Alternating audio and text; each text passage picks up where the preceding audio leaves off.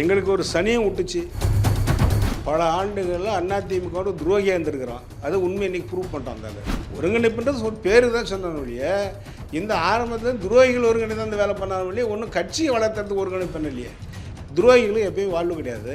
அவனோட அழிவு வந்து நெருங்கிடுச்சு. இனிமேல் அவனோட அழிவு தான் அந்த அளவு.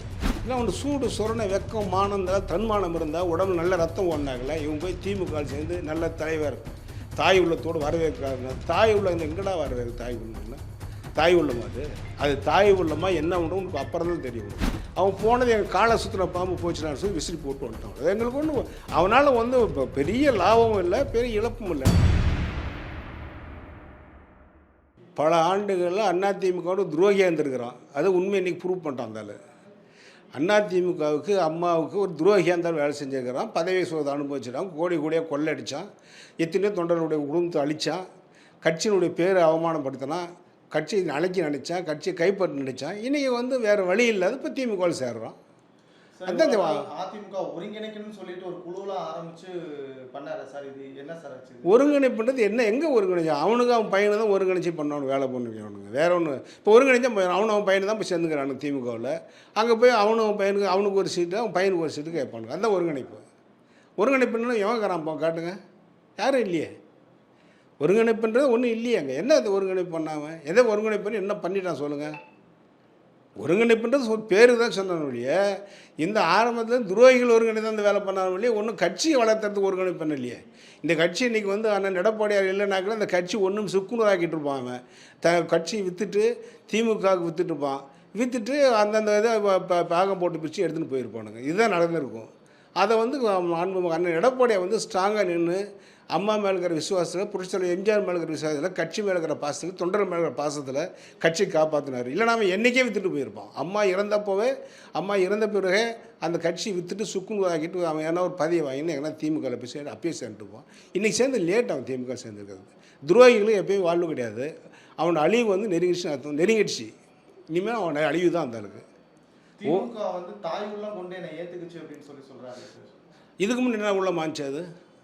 இதுக்கு முன்னாடி திமுக திட்டினியே அப்போ என்ன உள்ளமாச்சு? அப்போ நாடகம் போட்டு தான் தாய் உள்ளம் நாடகம் போட்டியா? நீ துரோகம் பண்ணிய? அப்போ அசம்பிளியில் திட்டினேன், வெளியில் ஸ்டேஜிங்கில் திட்டினேன். அது வந்து திட்டம் சும்மா நாடகம். திட்டிட்டு உடனே திமுக ஸ்டாலினுக்கு ஃபோன் பண்ணி என்னை மன்னிச்சிருங்க, நான் சும்மா இப்படி பேசுவேன், நான் இங்கேருந்து எல்லாம் துரோகம் பண்ணுறேன், எல்லாம் கட்சி அந்த திமுக திமுக அழிச்சிட்டு திமுக வளர்றதுக்கு வழி பண்ணுறேன்னு சொல்லி அவங்கள்ட்ட கைவிட்டு வாங்கியிருந்தேன். இப்போ நல்லா ப்ரூஃப் ஆகி போச்சு. இங்கே வந்து உன்னுடைய நாடகத்தையும் உன்னுடைய அழிவு நீ பண்ணுற அழிவையும் வந்து மாண்பு எடப்பாடியாக விடலை, கட்சி நிலைநிறுத்திட்டாரு. அதனால் வேறு வழி இல்லை, நீ ஓடி போயிட்டேன். அதுதான் நேற்று கூட ஒரு 20 நாளைக்கு முன்னே கூட நீ சொன்னல, என்னை சேர்த்திங்க கட்சியில், நான் அதான் கட்சியில் சேரன்னு கேட்குறேன். கட்சியில் சேரனாக்கல எங்கே இப்படியா சேர்ந்து உள்ளுக்குள்ளே வந்து நீ துரோகம் மட்டும் தானே பார்த்தேன். ஏற்கனவே துரோகம் கூட அவர் தெரிஞ்சனால தான் உன்னை தூக்கி வெளியே போட்டார். நீ யாருக்கு என்ன பண்ணி கட்சிக்காரனுக்கு என்ன பண்ணி கட்சி வளர்ச்சிக்கு என்ன பண்ணி சொல்லு. நீ கூட வந்து இப்போ வந்து தர்ம யுத்தம் ஆரம்பித்த, அதில் வந்து மறுபடியும் இணைஞ்சாக்கல எனக்கு என்ன சொன்னேன்? தர்ம யுத்தம் பண்ணுறது குருமூர்த்தி சொல்லி தர்ம யுத்தம் பண்ணேன்னு சொன்னேன்.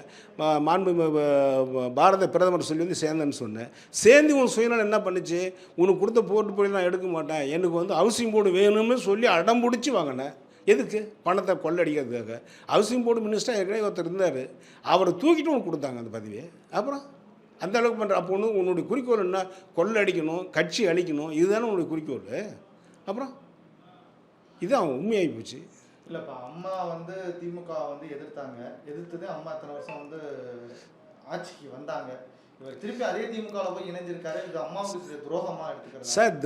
அதிமுகவுடைய சரித்திரமே அதிமுக ஆரம்பிக்கிறது திமுக என்ற ஒரு தீய சக்தி, கருணாநிதி கொண்ட ஒரு தீய சக்தியும் கருணாநிதி குடும்பம்ன்ற தீய சக்தியும் அழிக்கிறதுக்காக தான். அது எது தான் அதிமுக ஆரம்பித்தா புரட்சித்தலைவர் எம்ஜிஆர் அதை வந்து காப்பாற்றினாங்க மாண்பு அம்மா. அதுக்கு வந்து இப்போ அந்த வேருக்கு நல்லா தண்ணி ஊற்றி மொத்தமாக தொண்டர்களுக்கு அரவணைச்சி கட்சி வழி நடத்தினார் மாண்பு அண்ணன் எடப்பாடியார்.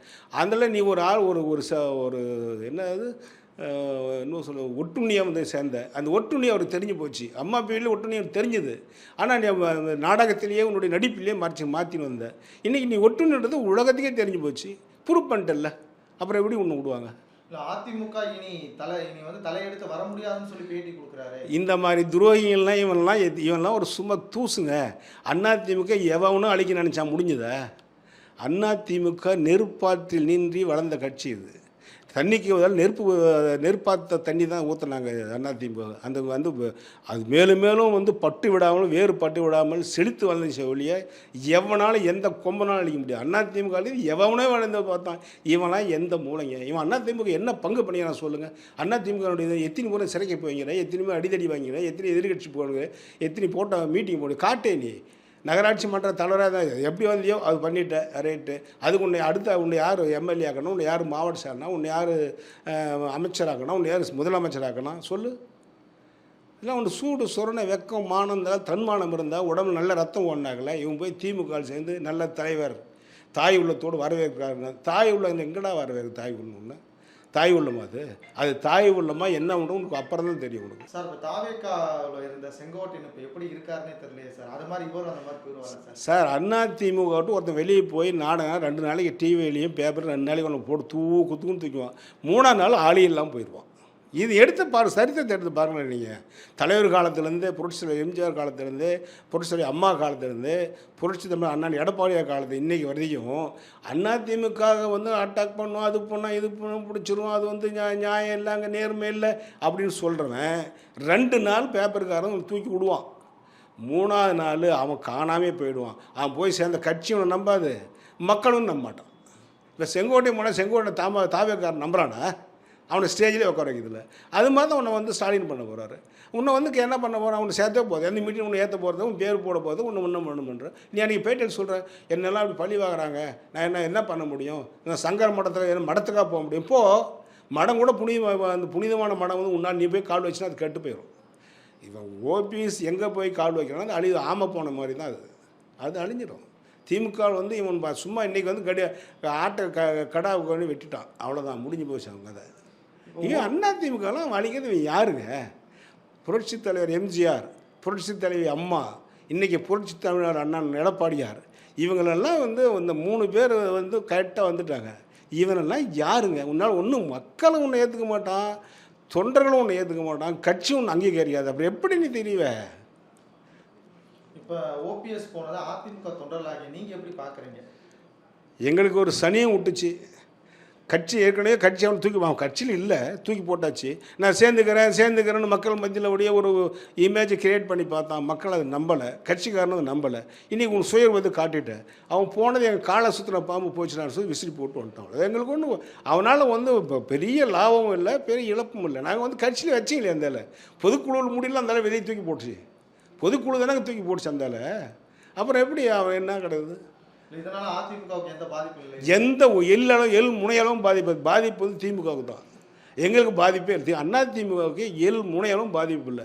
இதனால் மாண்புமிகு அண்ணன் எடப்பாடியார் அவர்களுக்கு வந்து மேலும் மேலும் மக்கள் மத்திய செல்வாக்கு உயர்ம ஒழிய இந்த மாதிரி ஒட்டுண்ணிகள், பச்சுவந்திகள், வேஷம் போடுறவன், நாடகம் நடிக்கிறவன், கொள்ளை அடிக்கிறவன் இவன்லாம் போனதுனால இந்த கட்சி வந்து தூய்மைப்பட்டுச்சுன்னு அர்த்தம்.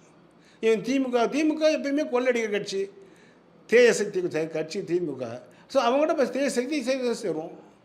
இன்னும் கங்கையில் போய் சேர்றான், சாக்கடையில் போய் சேரும், அவ்வளோதான். இப்போ திமுகவுக்கு பாதிப்பு நீங்களே என்ன மாதிரி பாதிப்பாக இருக்கும் ஓபிஎஸ் போனது? திமுக பாதிப்பு வந்து அந்த எந்த பொய் சொல்லி அங்கே போய் சேர்ந்தானோ இவன் 10 பைசா செலவு பண்ண மாட்டான் சார். அது கொள்ளடி தான் பார்ப்பான். வழி இந்த கட்சிக்காக 10 ரூபா செலவு மாட்டான், தொண்டனுக்கு 10 ரூபா ஹெல்ப் பண்ண மாட்டான், மக்களுக்கு 10 ரூபா வந்து எங்கள் ஊரில் இருக்கிற தண்ணியை குடிக்கிற தண்ணியை கிணத்து அவன் பேருக்கு தண்ணியே கொடுக்க மாட்டேன்னு சொன்னாலும் இவனோட தகுதி என்னன்னு நீ பார்த்துக்க. ஒரே வார்த்தை, தண்ணி குடிக்கிற தண்ணி கொடுக்க மாட்டான் அந்த ஊருக்கு. அப்புறம் இந்த இவனோட தகுதி என்னன்னு சொல்லுங்கள். இப்போ சசிகலா அம்மையார் வந்து புதுசாக ஒரு கட்சி திறந்துருக்காங்கல்ல, இதனால் அதிமுகவுக்கு சசிகலாலாம் விடுங்க, அதெல்லாம் ஒன்று சும்மா 1000 பேர் 1000 கட்சி ஆரம்பிப்பான். பண்டூர் அமைச்சர் ஆரம்பிச்சுக்கிறாரு, அவன் அந்தம்மா ஆரம்பிச்சிங்க. இது எல்லாம் ஒரு நமக்கு இதுதாங்க. சும்மா போகிற போக்குல அது ஒரு காற்றுல எதுவும் சொன்னோம் அப்படின்னு திரும்பி பார்த்து போயினே வேண்டியது இதெல்லாம் ஒரு இதா. அதெல்லாம் மக்கள் தீபா வெங்கட் கூட ஒரு கட்சி ஆரம்பிச்சாங்க. அதாங்க இதெல்லாம் ஒரு கட்சின்னு நினச்சி போகிறவங்க வந்து போவானா வேணாங்க. அது ஒரு கட்சியே இல்லைங்க. திமுகவே எங்களை போய் திமுகவே கட்சி கிடையாது. அது ஒரு தேசக்தி. கொள்ளையடிக்கிறது, மக்கள் பணத்தை வரி பணியத்தை கொள்ளையடிக்கிற கட்சி திமுக. மக்களை ஏமாத்துறது திமுக. அதிமுக அப்படி கிடையாது. அதிமுக என்றைக்குமே சொன்னதை காப்பாற்றும், சொல்லதையும் செய்யும், சொல்லாதையும் செய்யும் அதிமுக. அம்மாவோட ஆன்மா ஓபிஎஸ்ஸை பார்த்து என்ன நினைக்கும்? அவர் சாயங்காலம் அந்த பீச்சில் போய் அம்மா சமாதியில் உட்காந்து சொல்லிட்டு வருவார், நான் இந்தம்மா உனக்கு இவ்வளோ நேரம் துரோகம் பண்ணிட்டேந்தம்மா, என்னை மன்னிச்சிடுங்க, நீங்கள் என்னை மன்னிக்க மாட்டீங்க, அதனால் எனக்கு என்ன தண்டனை கொடுக்குமான்னு சொல்லிட்டு வந்துடுவோம். அந்த வெளியே சொல்ல மாட்டோம், உள்ளுக்குள்ளே சொல்லிட்டு வருவோம்.